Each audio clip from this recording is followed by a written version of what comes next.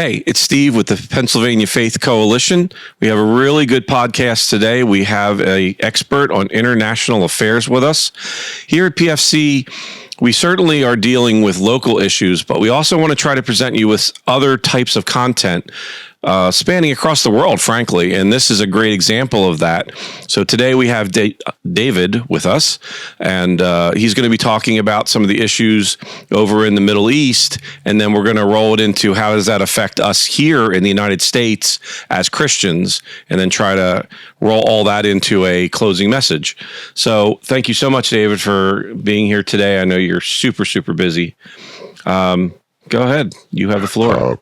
Thank you for the opportunity to speak with you and with the young generation throughout this platform. It is an honor to engage in a conversation about the future of the next generation in the United States. Why I'm emphasizing United States? Because right now I'm living with my kids here, and I feel kind of responsibility to share something about this beautiful country. Great.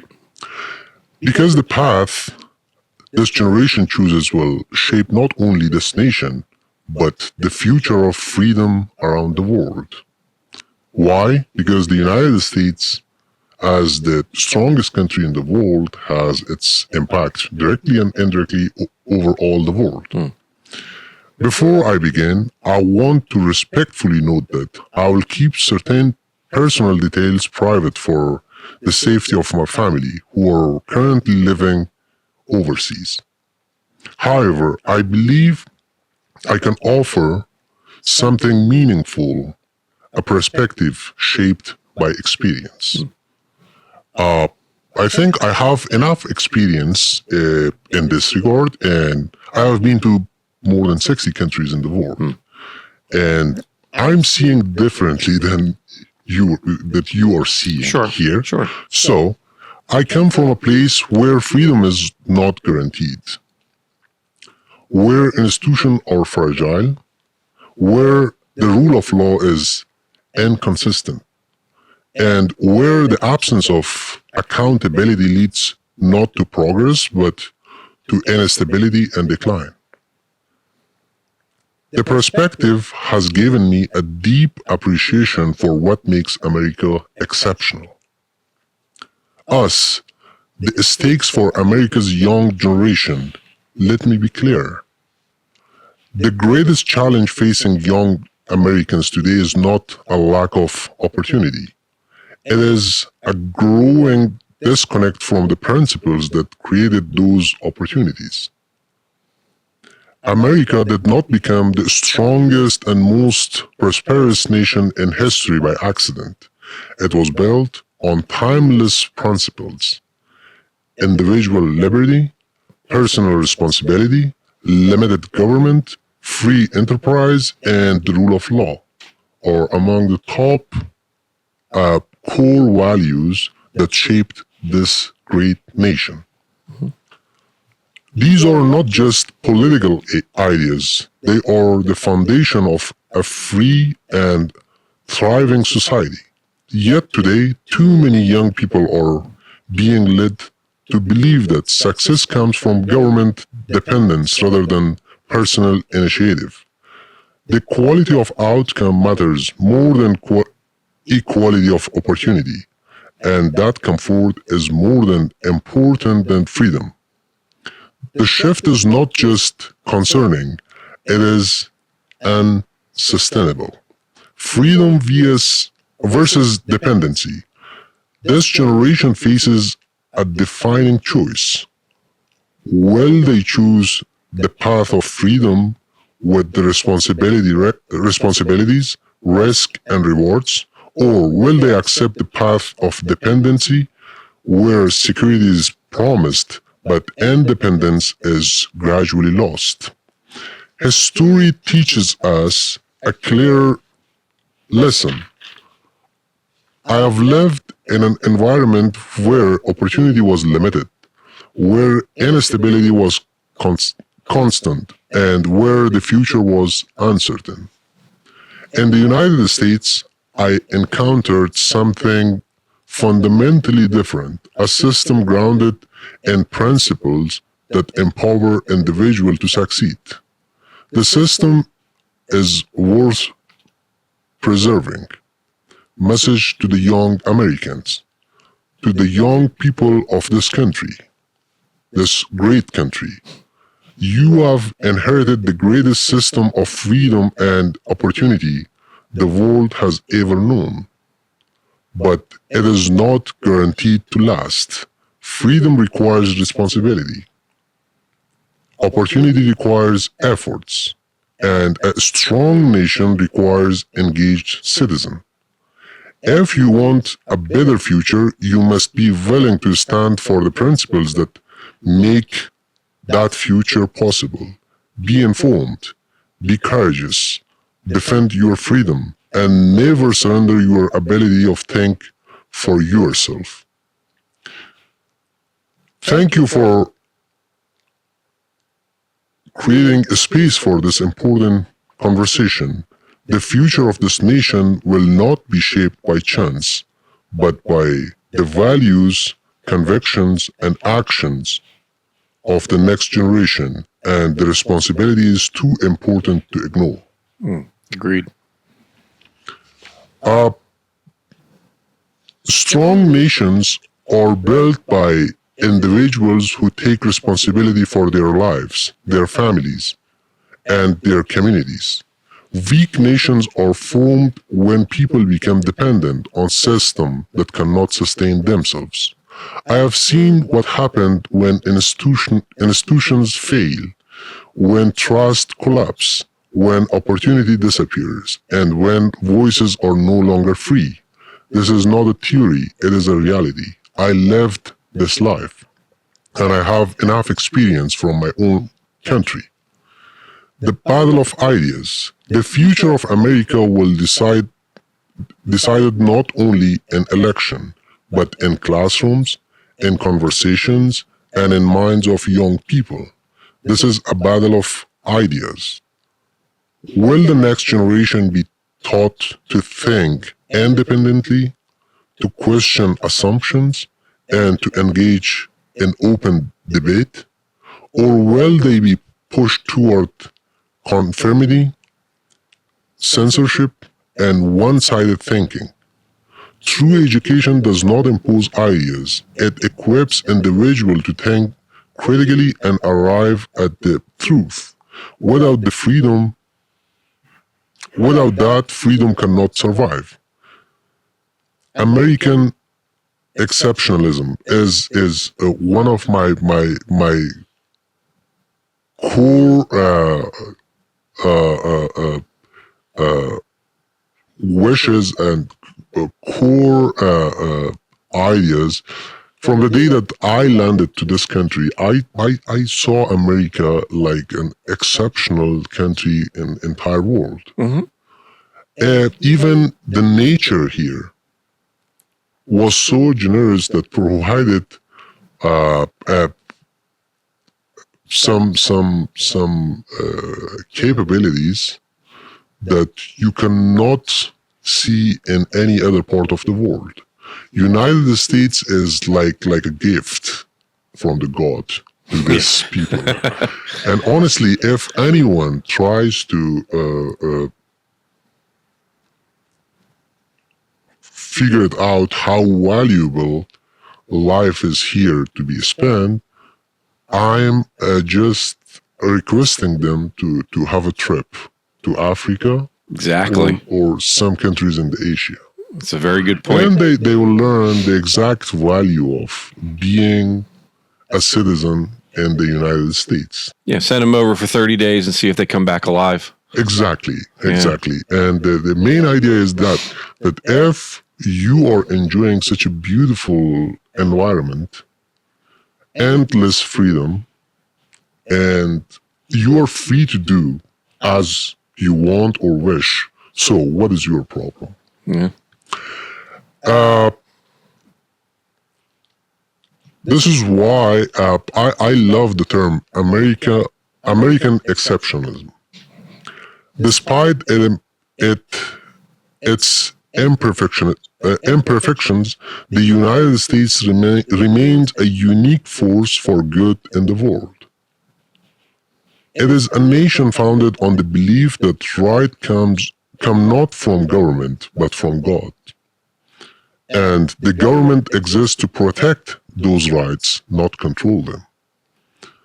The right here, the government is not guaranteeing the rights because this country is being built by the faith. The founding father of the United States were faithful people, and they shaped such a beautiful and powerful country by faith. Then they figured out how to protect that rights that granted by God. Then they struggled to write a constitution for this country.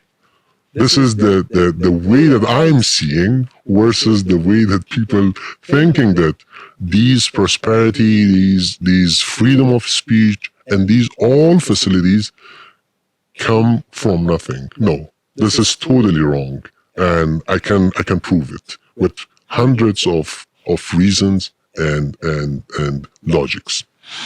So that idea has inspired millions across the globe, and American exceptionalism is like if you go to some European countries, you can see some sort of these spirit. Right now, they're trying to apply to their countries. I've been in many countries in Western and Central European continent, and I saw that they're trying to copy some ideas and some values that already applied in the United States. Okay. And right now, in the 21st century, they're trying to copy that and apply to their countries. This is why that I'm saying that this exceptionalism must be protected. Can you give us an example of some of those countries? For example, once I was in Austria, and I saw that they're trying to figure it out to have some general stores like Walmart or some fast food restaurants and delivery system or when you're drive-through, it is an American concept. Yeah. They're trying to copy it in the 21st century, which I'm pretty sure that it at least it has a long history in the United States. This is why I'm seeing the impact of this beautiful country in all angles of other nations' life. For example, when you are thinking so big in the Middle Eastern countries, then they are saying with joke that, oh, this is American idea.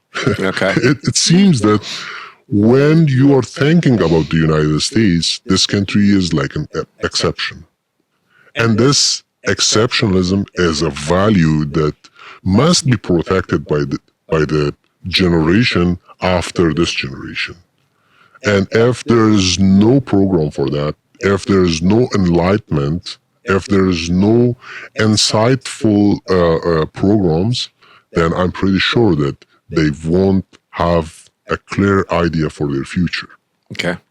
And for this reason, I think such programs will help to mobilize that capacity, to bring something new on the basket for the next generation, current generation, as well as to share the sad reality of the world that we are living. Yeah.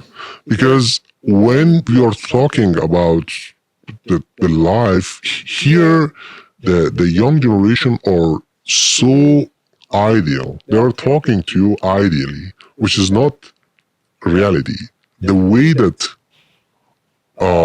young generation in other countries, especially in the African and Asian continent countries, they're living with realities.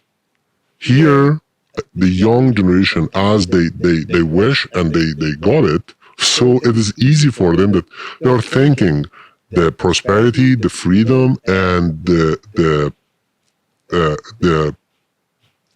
having everything that you wish is like applicable or reachable. Yeah, they just expect it. That's going to be handed to them. And just expecting and having is like not reality. Right.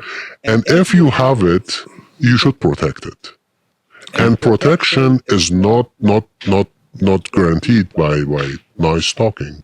You should struggle for it. You should, even if needed, fight for it. Amen. To protect it. Amen. Otherwise, definitely you will lose it. Yes. Well, we've seen that all throughout history, right? Those who do not learn from history are doomed to repeat it. Exactly.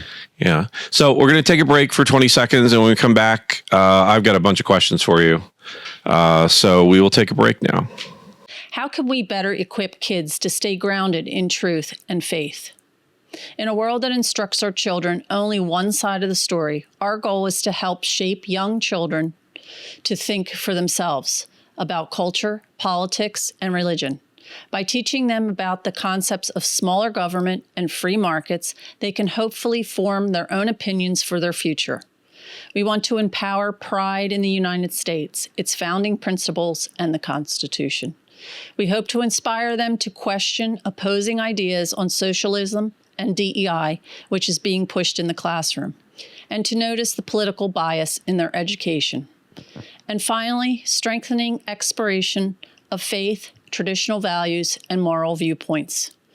Don't let anyone look down on you because you are young, but set an example in speech, in conduct, in love, in faith, and in purity. Timothy 4:12. We're back with David, who is a Middle Eastern expert. I have a lot of questions. We had talked offline for hours about this stuff, and you just gave me so many things that I was thinking about. So one of the subjects that we talked about was the LGBTQ community here in the United States. And one of the things that kind of always drives me crazy is you see these Queers for Palestine, right? And you have the No King rallies, and you have the LGBTQ and Queers for Palestine. But we had talked about how that's received in the Middle East, right? So the problem with a lot of people in the United States, especially on the left, is that they don't do things based on logic or knowledge or research or common sense. It's just how you feel at any given time, right? So a guy can be a 14-year-old girl now on the internet, right? Because I feel like that's who I am today. So in particular, the Queers for Palestine thing kind of bugs me because I have a little knowledge about how Middle Eastern things work, and I know that's not well received there, right? Can you just tell us a little bit, like, how do the people in the Middle East, when they hear something like that, the Muslims especially, how do they feel about that subject? So the problem is that they are not willing to such voices because they are totally against the LGBTQ movement in the world, because they are seeing it like a dirty thing. If they catch an LGBTQ guy in the Middle East, then they will kill him or her. So when someone from LGBTQ movements here raising their voice for Palestine, it's making me really, it's like nonsense. What is your problem? They're not even accepting your right. They're not thinking that you are alive. Why you are raising your voice for nothing? It is like a paradoxical issue, and I'm not seeing any logic behind this kind of actions. It seems like a lot of people on the left now, they'll lock on to something. Like in our country, a lot of middle-aged white ladies, frankly, are going out and attacking these ICE agents now, right? They're throwing themselves in front of their cars. They're running over ICE agents with their vehicles, and they don't even know who's in that truck, right? They're going out of their way. They're leaving their family, right? They have a family, or they have a husband or a wife or whatever, and they're going out in public and they're confronting federal agents to try to stop them from arresting people who are criminals, like rapists and pedophiles and murderers. They don't even know who's in that car, but unfortunately, the leftist media tells them, you got to go stop ICE agents because they're bad, right? So I think that's the same kind of idea where the leftist movement, the media has kind of fed into this thing where Queers for Palestine is a good thing and we're going to support it, even though there's no basis for it. They just sort of created this straw man argument that we've got to support Palestine and we're gay and it's okay. And then nobody stopped and said, guys, they're going to kill you, right? Is there a specified method for killing homosexuals in the Middle East, like a preferred method? Yeah, if they catch them, they will kill them by ruining a wall on their heads. They're standing them in front of the wall, then they're pushing the wall. To collapse the wall onto them? Exactly. Oh, I never heard that one. Okay. Yeah, this is the way that they're in the past they would kill the people who are homosexual or LGBTQ if we put fun. it in the modern terms. Yeah.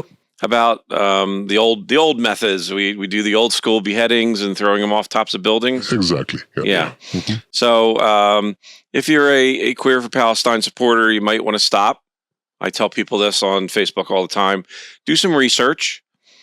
Before you dedicate your life to a cause and you're out there running around, maybe stop and think, is this even a real thing? Right? So this is a great opportunity for us because we hear this stuff, right? We see the news.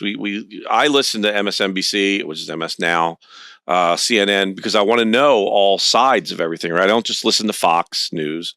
And I try to collect as much information, do research, look on Google. But so one example what I want to ask you about was I had Googled Taqiyya law, right? And in Google, it says it's used as a tactic by Muslims to protect themselves against racism and being attacked. But what is taqiyya exactly, really? Taqiyya. Taqiyya. Means that when you are facing a force or a threat, you can lie easily. Okay. To stay away from that immediate threat. And that's why it is theorized in Quran, and based on that, they can do that. They can lie easily to change the situation on their benefits. So do you think, for example, Mayor Mamdani is using taqiyya in his election campaign? I don't know exactly, because human being is a sophisticated and complicated living thing to be evaluated or to understand. But who knows?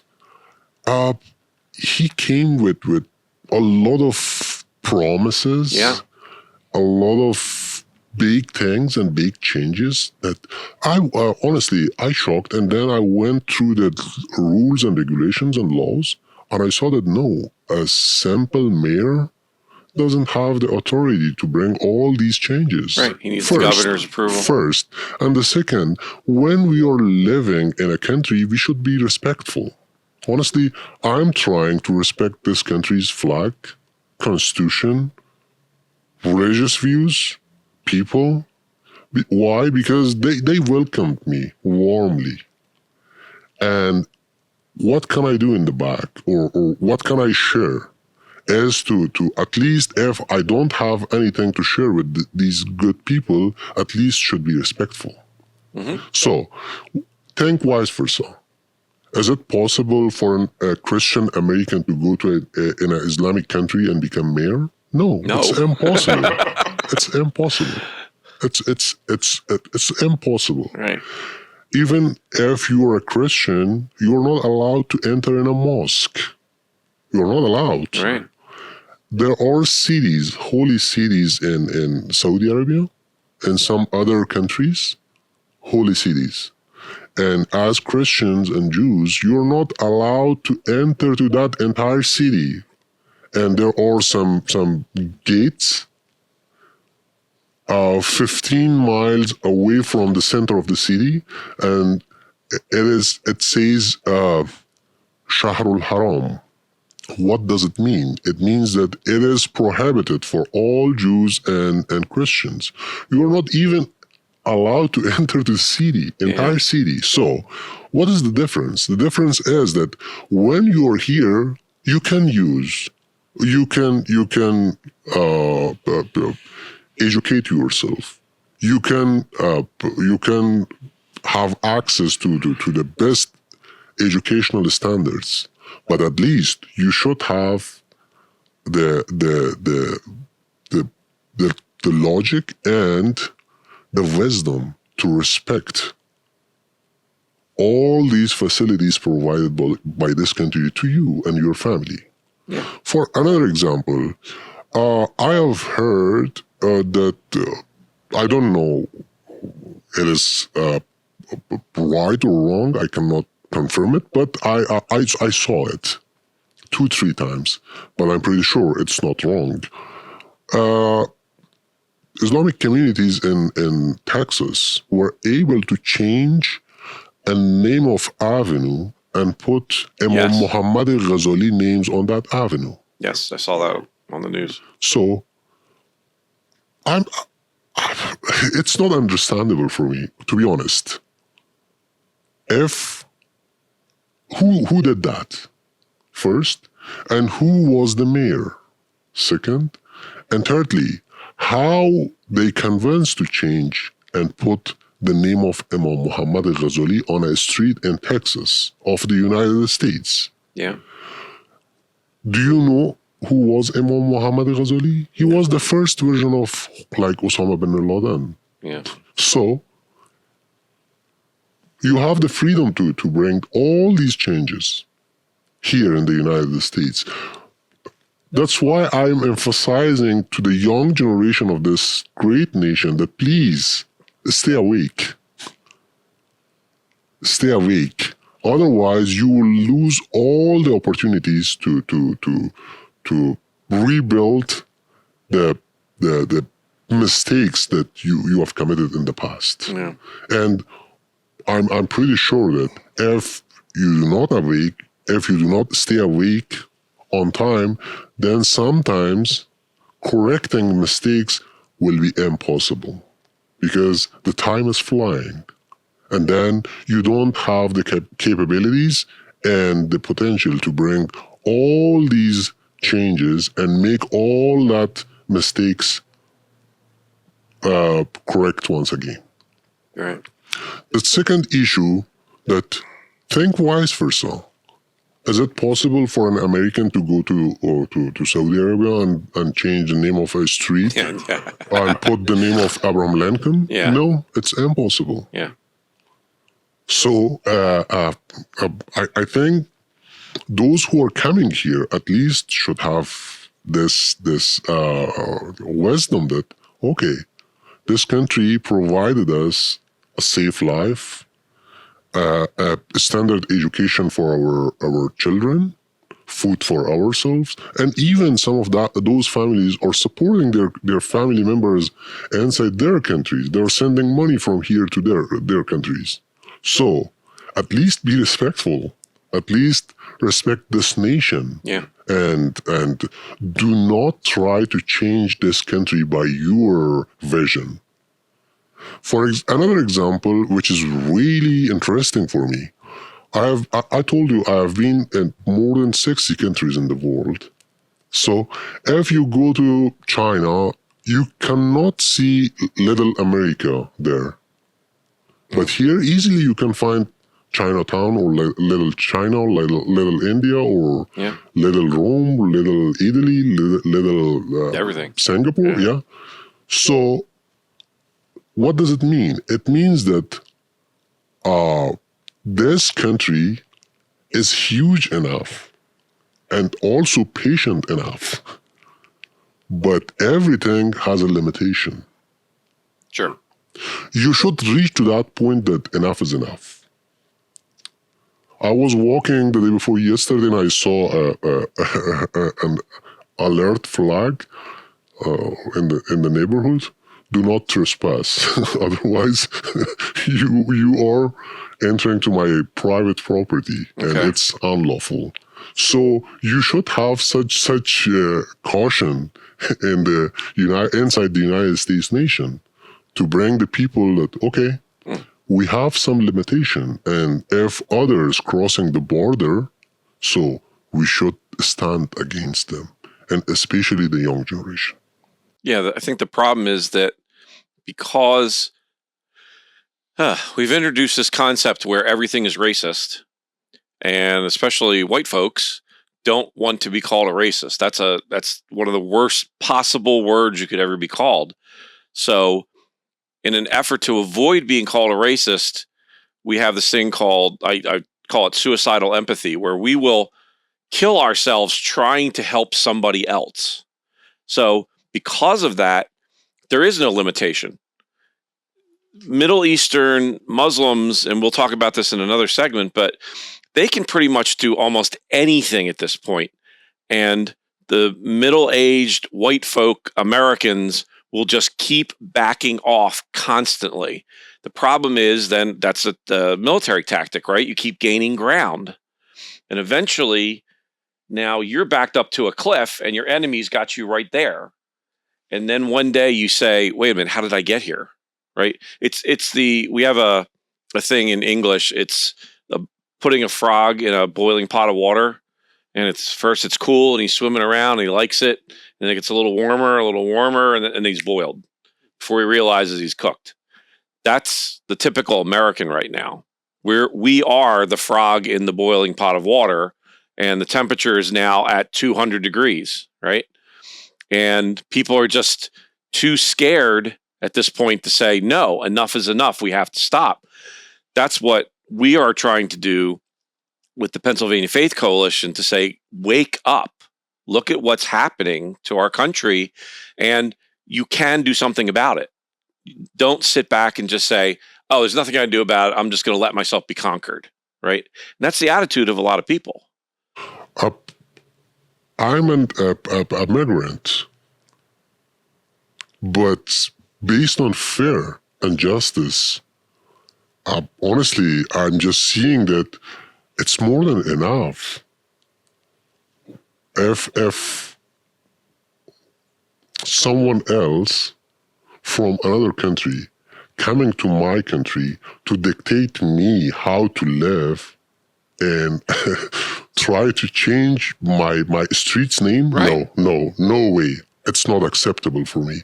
And when I'm seeing here, honestly, sometimes it doesn't make sense for me, but sometimes I'm thinking maybe this is the culture.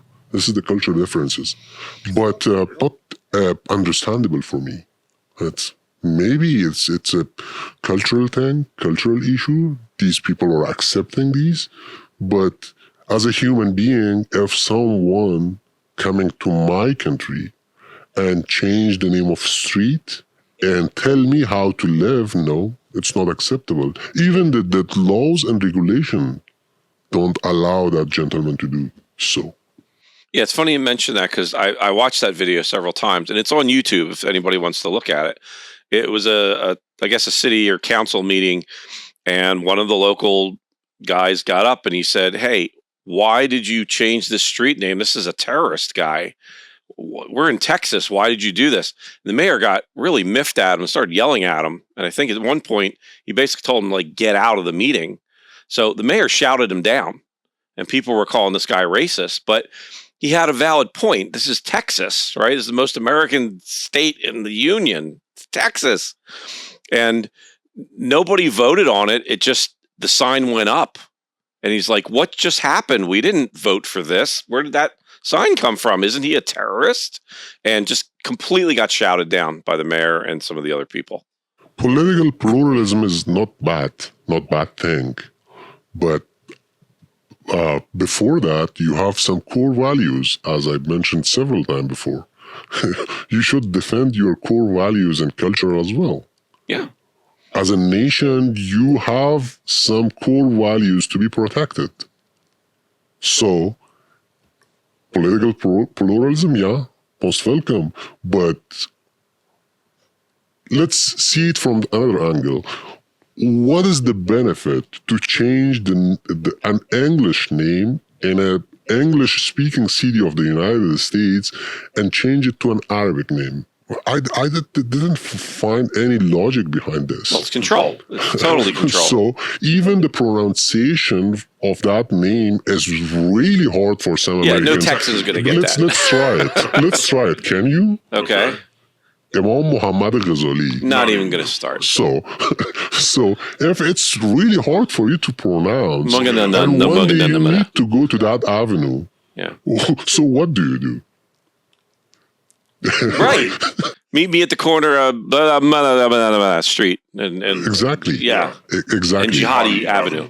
Exactly. Yeah. And this is why I'm saying that, and I'm emphasizing again and again and again that you have beautiful core values here in this nation. You are not poor on that aspect.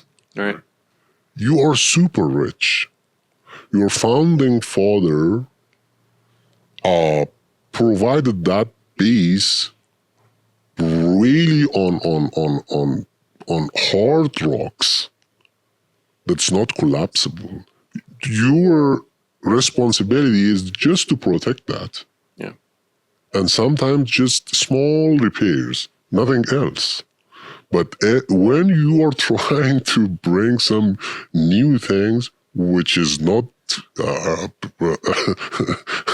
have logic ties with your culture, again, it's not understandable for me. Yeah. Well, so this was part one. We're going to come back with a part two later with David, and we're going to get more into the weeds about, we want to talk about the Muslim invasion, because it really is an invasion. I want to get your thoughts on what do you think is happening now, and what do you think the next 10 steps are for that? Obviously, you're far more well-versed at that than we are, so we are very appreciative that you're here with us today. Thank you. I appreciate it. I appreciate that you provided this opportunity for me to sit here to talk with you and have share something with nice American people. Great. Thank you. Thank you for coming. You're welcome.